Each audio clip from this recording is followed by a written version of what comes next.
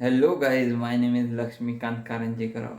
आप देख रहे हैं लक्ष्मीकांत कारंजेकर यूट्यूब चैनल।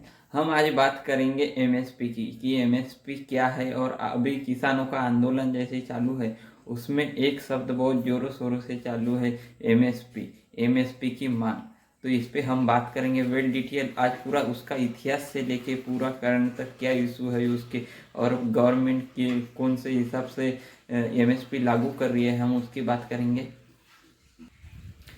बात करें एमएसपी की, तो एमएसपी 1965 में लागू हुई थी। और उसका जो उस समय की जैसे कि समस्या थी, जैसे भूखमरी, अकाल हो गया, और जैसे किसानों को प्रोत्साहन के लिए राशि दी जाती थी, उसे ही एमएसपी कहा जाता है। जैसे उस जमाने में लाल बहादुर शास्त्री ने वो नारा दिया था, जय जवान जय किसान के साथ, वही से एमएसपी की उधर से शुरुआत होती है। एमएसपी का निर्धारण पहले 1965 से लेके तो 1985 तक एपीसी संस्था करती थी, और उसके बाद में 85 से लेके अब तक जो संस्था कर रही है सीएपीसी करता था उसका निर्धारण। और उसका बात करें फुल फॉर्म की, तो commission for agriculture cost and price, वो संस्था थी। सीपीएससी का फुल फॉर्म है कृषि लागत मूल्य आयोग, इसका हिंदी में। बात करें एमएसपी के लाभ, होने वाले जो किसानों को लाभ है वो उनकी, तो उत्पादन में बढ़ोतरी होती है और किसानों को प्रोत्साहन मिलता है। खाद्यान्नों में आत्मनिर्भरता बढ़ती है, जैसे कि किसी देश का माल हो गया, जैसे कि इंडिया अभी जो निर्यात करता है, चावल हो गया, ये अपना गेहूँ हो गया, तो इसमें निर्भरता बढ़ती है एमएसपी के कारण, क्योंकि प्रोत्साहन मिलता है किसानों को, तो वो और ज़्यादा अच्छे से कर पाते हैं। किसानों की गरीबी दूर होने में, और जो आज जो भारत में मार्जिनल किसान है उनका जो दर है, तो ऐसे सिर्फ 10% किसान है जिनके पास 10 एकड़ से या 15 एकड़ से ज़्यादा ज़मीन है। नहीं तो सब सीमांत किसानों के, जैसे कि 1 हेक्टेयर से कम, 2 हेक्टेयर से कम, ऐसे मार्जिनल किसान जो है वो इंडिया में बहुत है। तो उनके लिए एमएसपी एक बिग बॉन्ड का काम करती है, जैसे कि वो उनके लिए निर्धारण, जैसे खेती में लागत हो गई, और जैसे बहुत सारे जैसे कि फसलों में उनको भाव नहीं मिलता, उस जैसे कि अभी प्याज में उनको कभी भाव नहीं मिलता था, टमाटर में भाव नहीं मिलता था। जबकि टमाटर की फसल आ जाती है तो किसानों के पास ज़्यादा हो जाता है, तो उसमें उनको भाव नहीं मिलता। तो किसानों का कहना है कि हमारे को इसमें, जैसे कि धान में कभी कभी 1800, कभी 2000, तो कभी 4000 रुपये, 3000 रुपये क्विंटल धान बिकता है। उस हिसाब से एमएसपी का निर्धारण होने से किसानों को जो होने वाला घाटा है वो कम से कम किया जा सकता है, इसलिए किसान एमएसपी की ज़्यादातर मांग करते हैं। बात करें एमएसपी के निर्धारण की, तो एमएसपी का निर्धारण 3 विधियों पर आधारित है। जैसे कि पहली विधि A2 करके है, दूसरी विधि A2 प्लस FL करके है, और तीसरी विधि C2 करके है। ये 3 विधियों से एमएसपी का निर्धारण किया जाता है। लेकिन इंडिया में अभी जो निर्धारण हो रहा है A2 प्लस FL के हिसाब से अभी निर्धारण उसका हो रहा है एमएसपी का। बात करें एमएसपी का जो निर्धारण होता है, और जो स्वामीनाथन आयोग की रिपोर्ट आई है उसके हिसाब से इंडिया में जो जो एमएसपी का दर होनी चाहिए वो C2 प्लस 50% स्वामीनाथन आयोग ने सिफारिश की थी। लेकिन गवर्नमेंट अभी वो न करके, क्योंकि गवर्नमेंट के भी कुछ कायदे और कुछ इशू रहते हैं, उस हिसाब से गवर्नमेंट अभी A2 प्लस FL पर ही अभी एमएसपी निर्धारण करती है। बात करें एमएसपी की निर्धारण की जो 3 प्रमुख विधियां हैं उनकी, तो फर्स्ट बात करें A2 की, तो A2 में जो किसानों द्वारा खर्च किया जाता है और जिसका देनगी दी जाती है, जैसे कि जुताई का खर्च हो गया, जुताई, फिर उसका लागत जो पानी, सिंचाई की, बीज का खर्चा हो गया, और उसमें आने वाला उर्वरक का खर्चा हो गया उसका, और जैसे कि अन्य को जो जमीनी स्तर पर काम करता है किसान उसकी, जिसमें किसानों को नगद भुगतान करना पड़ता है। जैसे कि कोई खाद वगैरह लिया तो उसका भुगतान करना पड़ेगा, जैसे बीज लिया तो उसका भी भुगतान करना पड़ेगा, तो वो किसान अपने जेब से करता है, उसे ही A2 कहा गया है।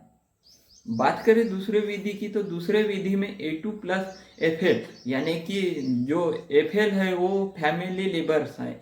तो उसमें पहले विधि में FL नहीं जुड़ता, उसमें सिर्फ जो बाहर का खर्चा है वो जुड़ता है। और जो FL है, उसमें जो घर के लोगों, जैसे कि खेती करने वाले जो लोग हैं, उनका भी जो श्रम भागीदारी है वो जुड़ती है उसमें। जैसे कि किसी घर में जैसे 5 लोग हैं और 5 ही लोग किसानी पे डिपेंड है, तो वो अनपेडेड है, वो दूसरे को पे नहीं करते, तो उसमें FL में वो जुड़ता है। जैसे कि A2+FL में वो दूसरी विधि है, उसमें अनपेडेड जुड़ते हैं। इसमें पूरा किसानों का जो परिवार आता है वो FL में आता है। बात करें तीसरी विधि C2 की, तो C2 में जो बड़े बड़े किसान हैं, जैसे बड़े जो 10 से 15 एकड़ के से बड़े किसान हैं, वे इनके लिए फायदेमंद है। जैसे कि इसमें समग्र लागत को दर्शाया गया है, जैसे कि A2+FL प्लस जो भूमि का जो किराया है, जैसे कि कोई ठेके पे देता है तो कोई अधिया देता है, उसका जो किराया है वो इसमें जोड़ा जाता है। जैसे कि किसी ने 4 साल के लिए दे दिया किसानी अपनी उस किराए पे, तो वो 4 साल का जो पैसा है वो उसे गवर्नमेंट उस जमीन का किराया करके देती है। तो वो स्वामीनाथन आयोग की सिफारिश के मुताबिक C2 और 50% प्रॉफिट के हिसाब से देना चाहिए था, ऐसा स्वामीनाथन आयोग ने ऐसी सिफारिश की थी। बात करें किसानों के द्वारा लगाया गया खर्च है और लागत है, उसकी सही व्याख्या होती है। इसलिए जो स्वामीनाथन आयोग है उसके रिपोर्ट की सिफारिश आज जो फिलहाल अभी चर्चा में चल रहा है और किसान आंदोलन चल रहा है, उसमें उसी की मांग है। क्योंकि उससे ज़्यादातर जो किसानों की जो लागत है और जैसे किराए पे पट्टे पे लेने वाले लोग हैं, वो उनको भी प्रॉफिट होता है। इसलिए वो स्वामीनाथन आयोग की रिपोर्ट के लगाने की सिफारिश करते हैं। लेकिन सरकार का अपना दूसरा एक पक्ष है, जो कि सरकार के हिसाब से वो भी सही लगता है। बात करें जो अभी चल रहा है, अभी जो MSP निर्धारित की गई है A2+FL प्लस प्रॉफिट, इस पे निर्धारित की जाती है, जो अभी MSP निर्धारित की जाती है गवर्नमेंट के द्वारा, उससे अरे सरकार का जो पक्ष है उसके हिसाब से तो जो स्वामीनाथन आयोग ने जो सिफारिश की थी, स्वामीनाथन आयोग के जो रिपोर्ट है उसमें जो गवर्नमेंट ने जो क्यों नहीं लगाती, इसके भी कुछ कारण है। जैसे कि जो बड़े नहीं 10 से 15 एकड़ से ज़्यादा है, जैसे मध्यम किसान हो गए और बड़े किसान हैं, उनके लिए वो फायदेमंद है बोलती है गवर्नमेंट, C2+50% स्वामीनाथन के आयोग के मुताबिक। लेकिन उसमें देखे तो बड़े किसान आज भी ऐसे 90% किसान हैं जिनको MSP क्या है और MSP धान A2+FL जैसे वो जमीनी स्तर पर वो निर्धारित करने के लिए वो सही उपाय ठहराती है गवर्नमेंट। और देखे तो जो ये MSP किसानों के पक्ष में, जैसे कि किसानों को प्रोत्साहन के लिए दी जाती है, और जैसे उत्पादन बढ़ाने के लिए हिसाब से बाजार में उसके साथ कंपटीशन बहुत अच्छा होता है, उस हिसाब से दी जाती है, MSP का निर्धारण किया जाता है। लेकिन सरकार के लिए भी उसमें बहुत सारी चुनौतियां दिखाई पड़ती है। जैसे कि गवर्नमेंट को भी जो आने वाली अंतर्राष्ट्रीय सब्सिडी है, उसमें गवर्नमेंट को बहुत ज़्यादा दबाव रहता है कि सब्सिडी ख़त्म करो। WHO का जो वर्ल्ड ट्रेड ऑर्गेनाइजेशन है उसका दबाव रहता है कि सब्सिडी ख़त्म करो ऐसे। लेकिन सब्सिडी वो जो हर इस पे नहीं दिया जा सकता। बात करें MSP के जो मिनिमम सपोर्ट प्राइस है इसकी, तो पूरा जो ओवरऑल देखे तो जो A2+FL है वो किसानों के पक्ष में, छोटे किसानों के पक्ष में है। लेकिन जो C2+50% है वो तो छोटे किसानों के संदर्भ में थोड़ा सा उसमें दिखाई पड़ता है, कमजोरी दिखाई पड़ती है, परंतु जो बड़े और मध्यम आकार के किसान है उनके लिए वो फायदेमंद है। लेकिन हमारे को ये नहीं सोचना चाहिए कि ये उनके लिए फायदेमंद है, क्योंकि जो जैसे कि जिसकी 25 एकड़ 30 एकड़ 20 एकड़ जगह हो गई, वो तो जो किराए पे देता है, तो उनको जो किराए पे लेने वाले हैं उनको प्रॉफिट होना चाहिए। ये गवर्नमेंट नहीं सोचती, और यही उनकी सबसे बड़ी तकलीफ है।